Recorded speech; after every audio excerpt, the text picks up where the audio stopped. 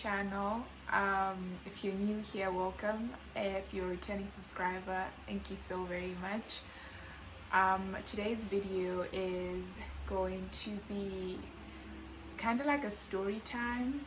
I'll be taking you through, guys, my big chop, and I'm also going to be taking down my braids, and then you guys will be seeing the big review. So if you're interested, please continue watching. Bye.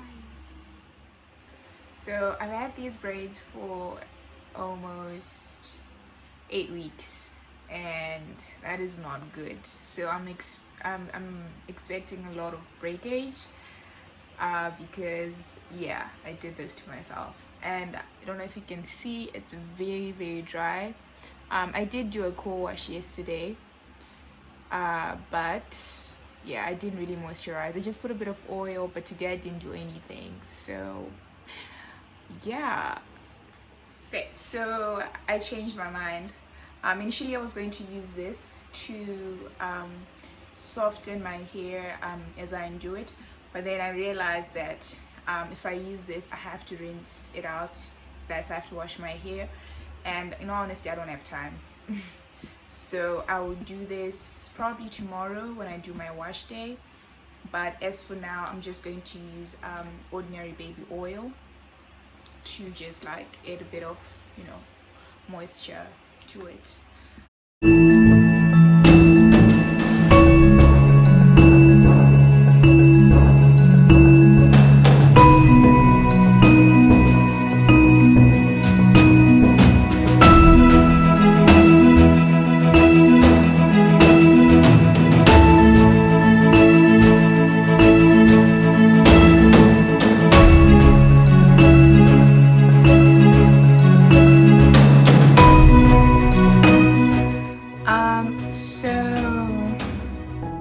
Basically, I'm just gonna tell you why I did the big chop, why I became a natural, and yeah. So I cut my hair on the 31st of December 2018, which is, today is actually the 31st of December, but 2020, so exactly 2 years. 2 years ago I cut my hair. And so what actually happened was I had broken up with someone, and so I was in a relationship that I wasn't free. In summation, I was not free. I was not allowed to do a bunch of things. I was not allowed to post certain things on my Instagram. I was not allowed to, yeah, so I wasn't allowed to do a whole bunch of things and stuff. So yeah, we broke up, and yeah. So the first feeling, the norm is when you break up with someone, you feel sad and you're down and whatever. But I have to be honest, I had those feelings, but my first one, the most dominant feeling that I had was I was so relieved. When you feel like you've been released and you're like, oh my word, finally, now I get to, that's how I felt. Now I get to be who I want to be. I get to do what I want to do. Finally, that is God. I know what I just said. A lot of you guys were like, what? You allowed someone to tell you what to do, how to live your life, and whatever. These things happen to the best of us. Just like how people are judgmental towards people that get back together with their abusive husbands, and etc. Those things they happen. So yeah, that's what happened. So yeah, we broke up. Okay, so what happened on this day was I actually took my brother to see the doctor. He wasn't feeling too well, and yeah, so I was sitting with him in the waiting room and whatnot. And yeah, and I'm like, I want to cut my hair, and then he's like, go for it. So I was shocked because when you are so used to someone telling you like no, or that's not right, or it might not look good on you, or when you're not used to let me use the word freedom. Like, it was just like, what? Just like that? You're saying I can't? Really? That's how I felt. And he's like, yeah, go for it. You you don't feel good with your hair right now, about your hair right now, and you know, you want to try something different, go for it. Yeah, and then I was like, you know what, that's fine. So it was like a spur in the moment type of thing. So yeah, I went to the barber. I left him in the waiting room, and I was like, yep, I want to do it, chop it off.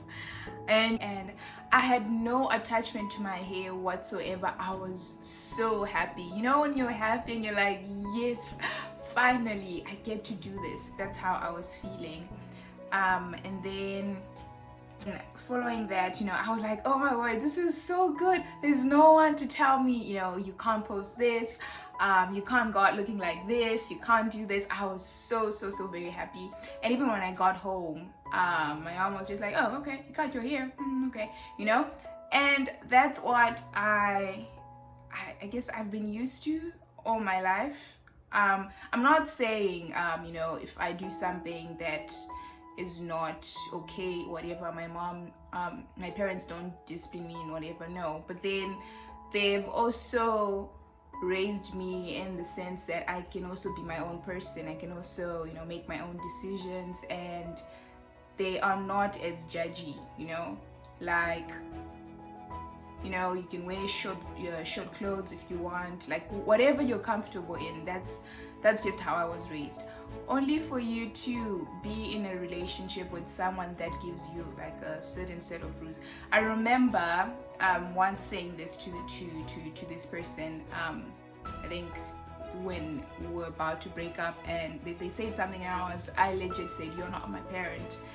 And you know, obviously that was, you know, it wasn't maybe the nicest thing to say, I admit, but then it's, yeah, that's just how I was feeling.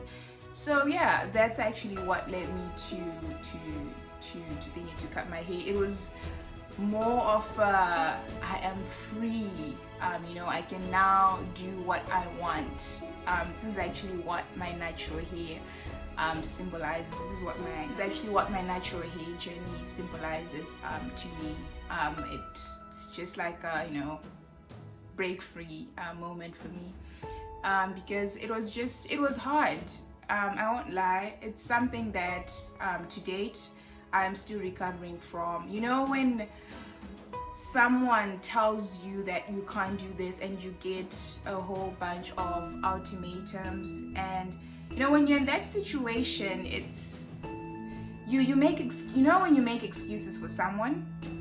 Yeah, that's I was there, making excuses. And you know, you'd be like, you know what, it's fine for the sake of the relationship, but then afterwards, you know, even whenever I have like some time to meditate or my alone time and whatever, I've learned that it's something that actually damaged me, something that I'm actually still recovering from, because you know, it's not right for you to hate someone. But then in that moment when I was cutting my hair, I could feel it, that hatred was, you know, had already formed within me. And I don't know, maybe it was also escalated by the fact that I'm someone who doesn't like being told what to do.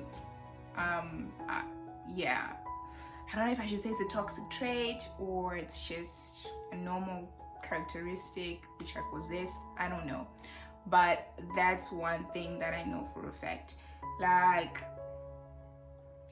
yeah, I don't even have an example. I just don't like being told what to do. I mean, I understand there's a difference between being instructed, like, you know what, this is the way to go. Like, for example, oh, that road has potholes, don't use that road, you know, you damage your tires or you damage your car, you know, that's different.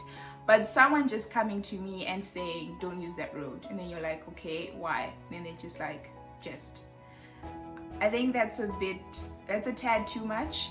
And also, I think my advice to people who are dating, I mean, I know I'm just 23, but you know, it could help someone, excuse me, is don't get into a relationship with the intention of changing a specific someone. If you see red flags, if if you see Noma and and you want to date Noma and you're like, Noma posts pictures and certain things like that, and you're like, you know what, I wanted to wife her, but these are red flags, then don't do it.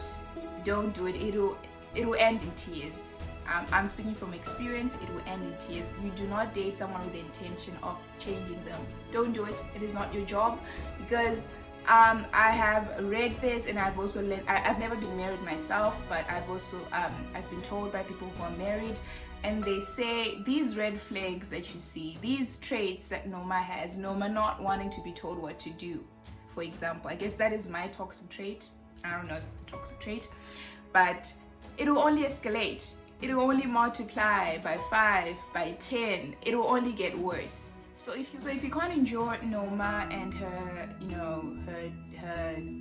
toxic traits during the dating phase, surely it's not something to overlook. I understand there's also an aspect of compromise, but then I remember I once asked this a few years back on my Instagram, like on that question blurb thingy, and I was like, to what extent do people have to compromise in a relationship? I think it's very, very important, because you don't want to compromise. There's a very, very thin line between compromise and losing yourself. You don't want to compromise to the extent that you change your entire image. Someone tells you that you can't take certain jobs like this, you can't post certain pictures like this, you can't do this, you can't do this, you can't do this. And then when you take all these things, when you remove all these things, you have to go back and look at yourself in the mirror and be like, is this still Noma, or this is someone else? Because if you look in the mirror and you realize that it's now someone else, then that is not compromise.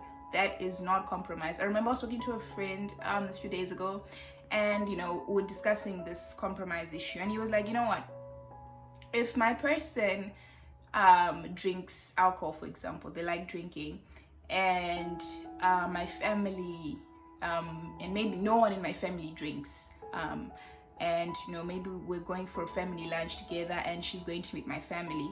Compromise is when I tell my person, you know what, my family doesn't drink, and it makes them feel uncomfortable whenever they're around people who drink and whatever. So for the sake of this to be okay, for you to not feel uncomfortable, maybe they're gonna give you, just for this afternoon, don't drink. Order something, order juice, order whatever. And then if you still feel like drinking, when you get home, drink. That is compromise. But then the problem now is people it doesn't go like that. It doesn't work like that. My family doesn't like anyone who drinks. So what does the person say? Stop drinking altogether. But then when we first met, you saw that I was drinking. When we first met, you saw that I drink.